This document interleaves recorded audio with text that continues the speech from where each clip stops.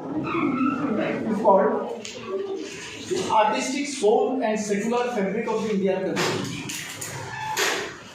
This presentation is all about various internal images, internal tricks, or you can say various intricacies associated with our constitution that you will normally do not find anywhere. You all are studying political science from your school days, and you are all studying the features of the Indian Constitution.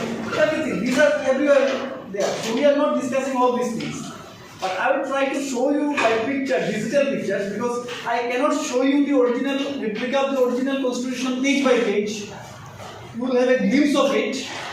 But then, what is my idea is that you will get an idea of this entire constitution by slides, and you can tally those slides with the replica of the constitution. So that is why the message that our constitution conveys is actually different. It has been many a times misinterpreted. So that misinterpretation, we can omit it if we know what is the secular fabric of our constitution by understanding the images that has been incorporated in our constitution by the founding fathers of the constitution. That is why I put the title of my presentation is the artistic soul and secular fabric of the Indian constitution, which moves with a concept of called calligraphy. Now, calligraphy is what you know it, the art of writing. The Indian constitution is actually not typed. It is fully a calligraphic constitution where entire thing has been calligraphed by a person.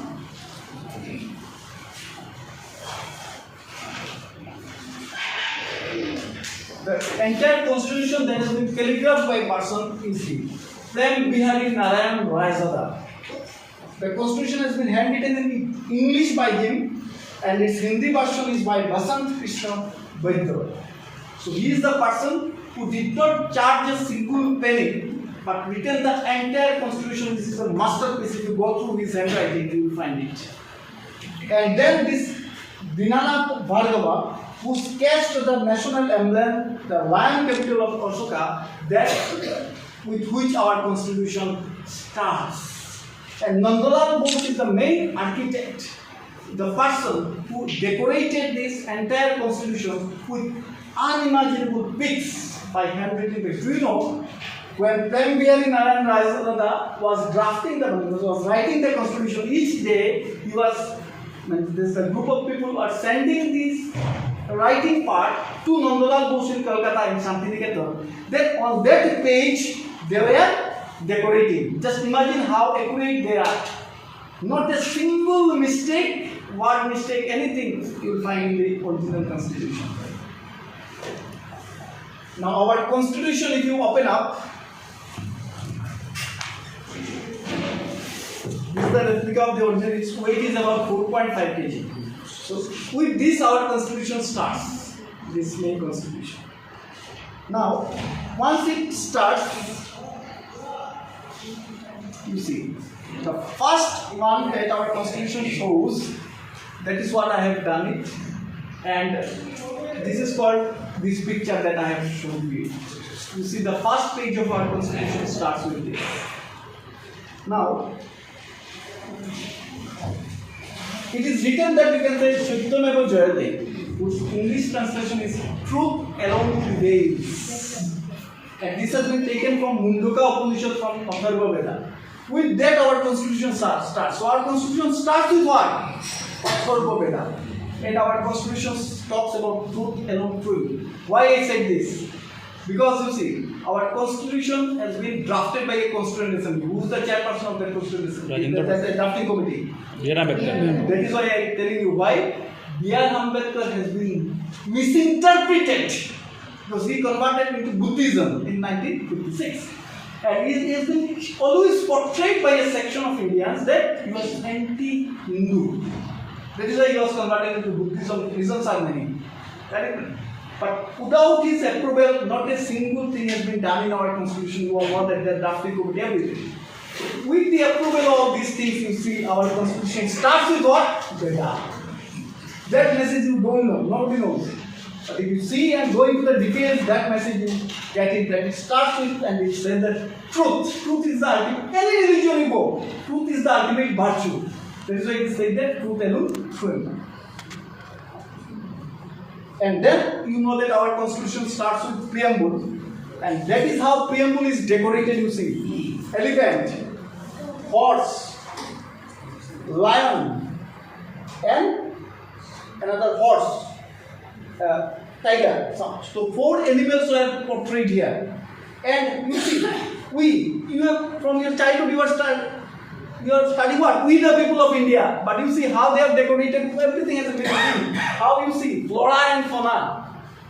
Message is clear that India is diverse in its flora and fauna. We need to preserve it. In preamble it is not written, but through decoration it has been conveyed to us.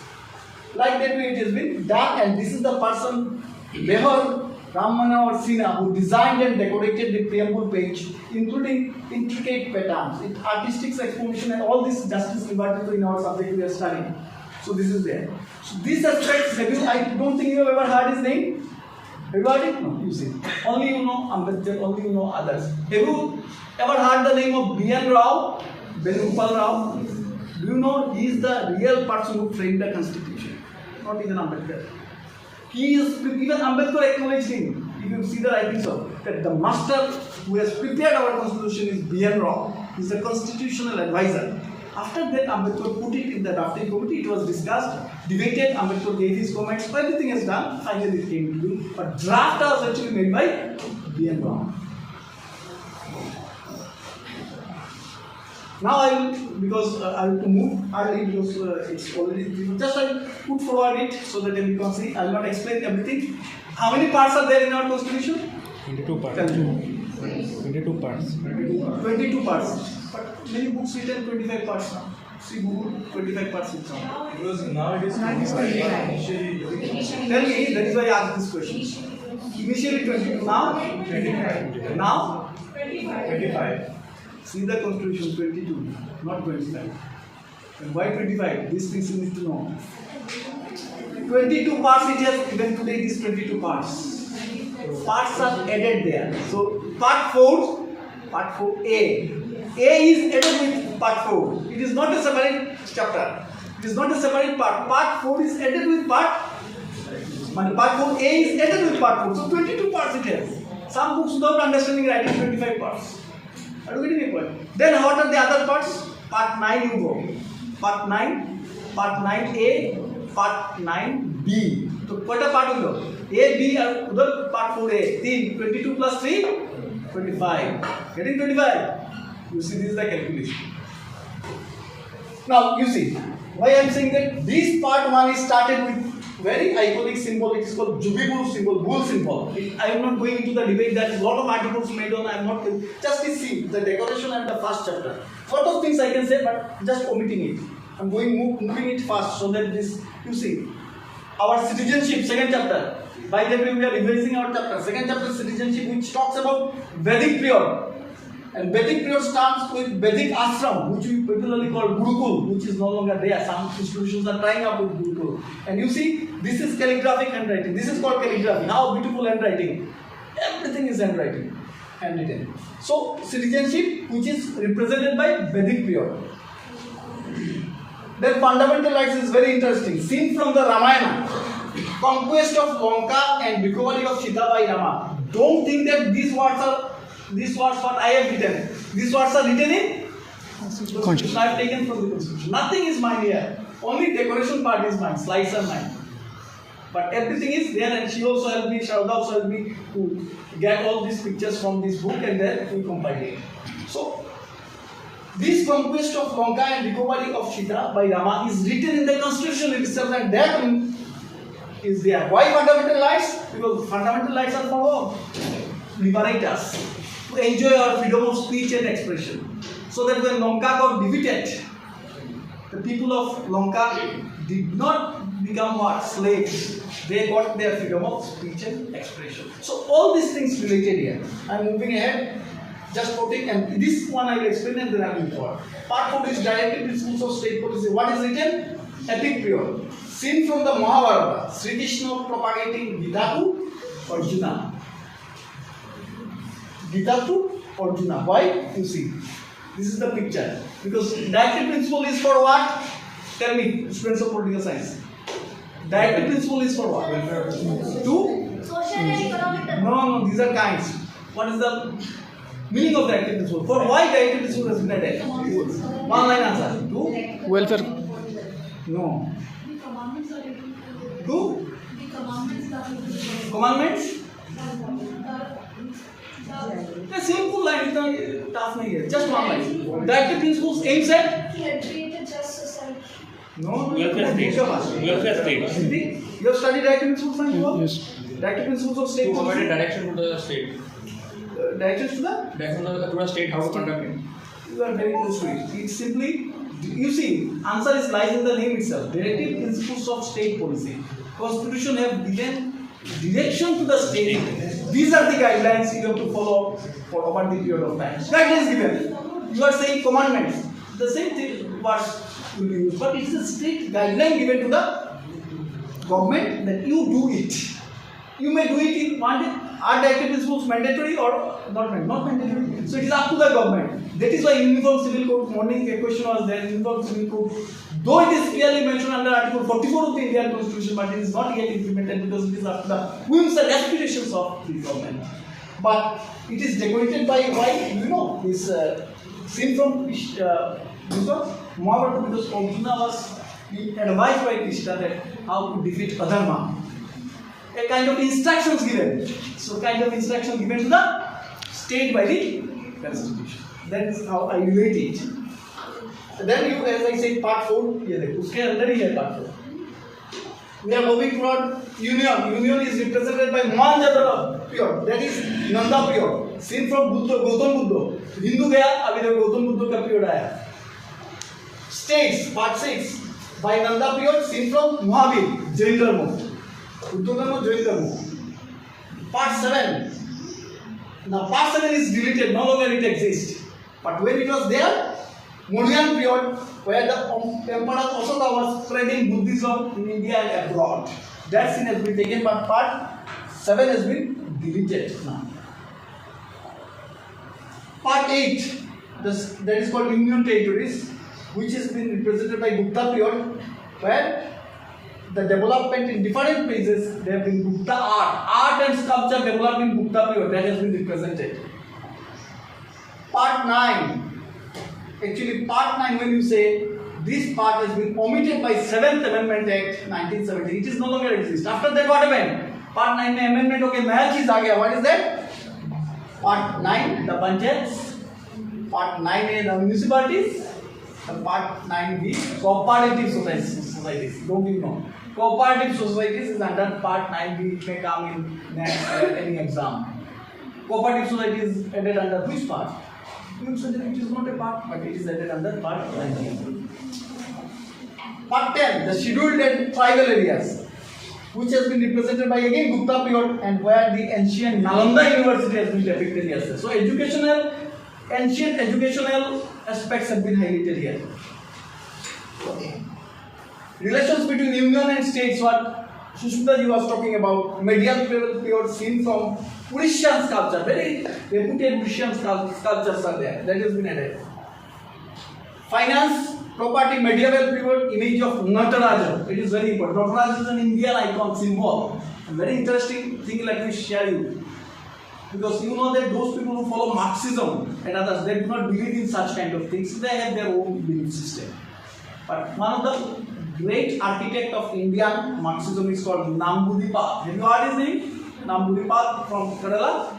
So when he went to China to meet Mao Zedong, when you were visiting another country to give a gift, so he wanted to give some gift which will represent India.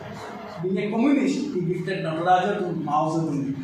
He didn't find any other alternative to symbolize India. Not about religion, I'm saying. It is an icon of India. Yeah. So he gave. So you see, a Marxist giving another Marxist Nataraja. How important it is, an Indian Constitution incorporated it.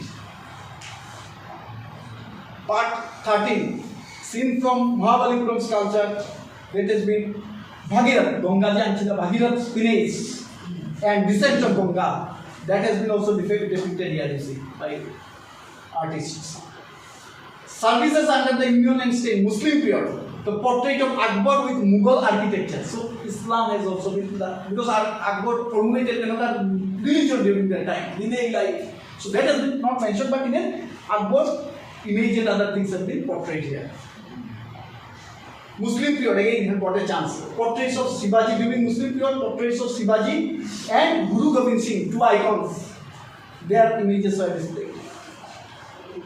Part 16, British period, portraits of Tipu Sultan, Lakshmi Bai, because they fought against the British initially. So their images are also given, you see. How our constitution has been made, just see. India's freedom movement, portraits of father of the nation, Gandhi's Dandi March. That has also been incorporated in our constitution under official language, you see. Official language.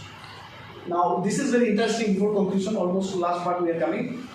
In some class, I have said, in Indian freedom movement, only two icons were added in our constitution. All others were not added. All are very important, but constitution makers found these two. One is Gandhi and father of the nation. Who have given this title to Gandhi?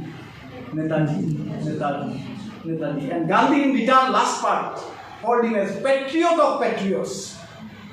Patriot of patriots. जितने सारे patriots हैं उसमें से best patriot. Gandhi said to Netaji, and the most important thing is that after this Gandhi, you see Netaji.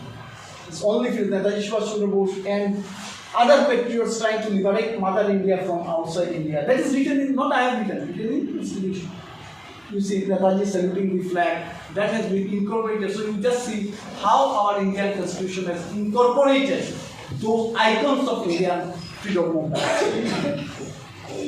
Then part 20, amendment of the Constitution. Here you will find that part 20, 21 and 22 is depicting the Himalayas, the great Himalayas, then flora and fauna of the country, the diversities, natural diversities of the country is being represented, 20, 21 and 22. And thereby, the idea was to represent this Janagana Manavadi, the geographical boundary through part 20, 21 and 22. Then you see 21, again, natural features seen from the desert, scene of the desert. Then, natural features, scene of the ocean, which is given. So everything has been reflected, and so if we conclude our entire discussion by looking at all those symbols, what we are getting that the images in the Indian Constitution are more than just illustrations. It is not simply illustrations. They are powerful symbols that capture the nation's aspirations, ideals, and evolving identity. So, and it is not a symbol, it is representing the great values of the Indian Constitution, starting from Vedic period down to this Netaji Subhash Chandra Bose. So all these things are incorporated here, and I thought to share with you these things because many young students are from Ramanuj College and our students also. So this is your replica of your constitution. If you want to see, you can see it. Yes. You can see it within the department. So how, if you just in your eyes, if you want to see how they have written it, you see.